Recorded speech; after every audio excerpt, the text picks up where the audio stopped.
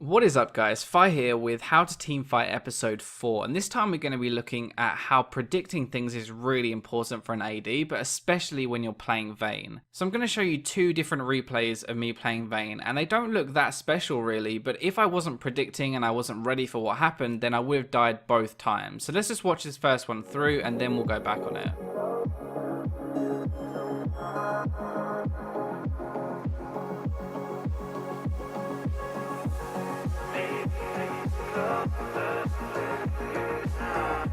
Okay, so let's just jump back to the very start of the fight, just after we've taken Dragon. And the first thing here is I'm hitting Sejuani because she doesn't have her ultimate. She used it in a skirmish before Dragon, so there's literally no threat to me here. A really important part of playing AD is just attacking as much as possible, as often as you can, so that you get that damage before a fight even breaks out. Sej has no ult, no Q because she used it to get into Dragon Pit, which means she can't get to me. So second thing is working out what can actually kill you. Like, to expect something and to predict it, you need to know what you're expecting and what you need to dodge, right? So in this game, it's like the Morgana binding, the Sejuani ultimate, Wukong ultimate, Gnar stun, and his ultimate as well. Those are the four things that I have to be really careful about, and I have to make sure I dodge. So putting that into practice, like Sejuani doesn't have her ultimate, so I can tick that off the list. The biggest threat to me is going to be Wukong. So even though I'm attacking Sejuani, my eyes are off at the top of the screen watching Wukong and making sure he doesn't get to me. Right, so if we roll this forward just a little bit, you can see that Wukong starts to stand still, so I just run away. I don't actually know if he's going to go on me at the start, but I have to assume that he does. The lucky thing for me is the pink ward at Dragon actually sees Wukong as he's coming in. So now that I know him and Gnar are likely to jump onto me, I can just plan ahead and I can start to move back up over here where I'm going to be completely safe. Again, I don't actually know that Gnar is going to jump onto me, but it's unlikely that he's going to focus Bard or Volley, so I just have to assume that he's going to jump onto me as well. Right, now when I pause it right here, it kind of looks like I'm boned, right? Like there's no way I'm getting out of Wukong and a Gnar right on top of me, right? Well, because I'm expecting them to jump onto me, I already have a plan, and I'm going to be abusing my tumble stealth here to get some distance and then turn around when I'm out of range. So both of them have used their gap closers at this point. Wukong's used his E and so has Gnar used his jump, meaning they have no way to get on top of me again.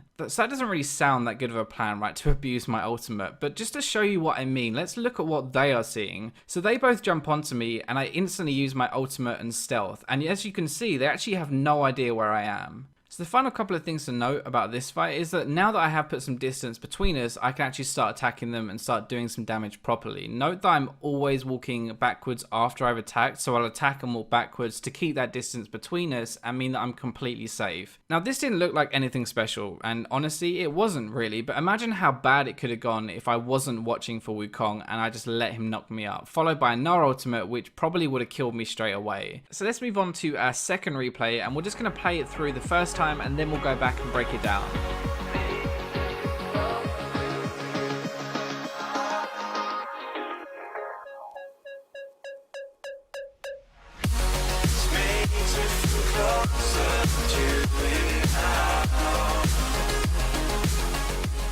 So this is just an example of reacting predictively and just being prepared for what's going to happen, or what I think is going to happen. So if you didn't notice it the first time round, Riven is actually above me the entire time, and we see her on a ward way before the fight starts. So this game she's actually pretty fed and pretty farmed, and she is the biggest threat for me by far. Now even though Thresh has Kalista here, and I'm going to auto attack her for now, I'm watching Riven above the wall to see what she's going to do. The good thing about playing Vayne here is that if she flashes or she uses her Q to get over the wall, actually if any champion ever flashes a wall to get to you, you can instantly condemn her into the wall, and that gives you some time to adjust again.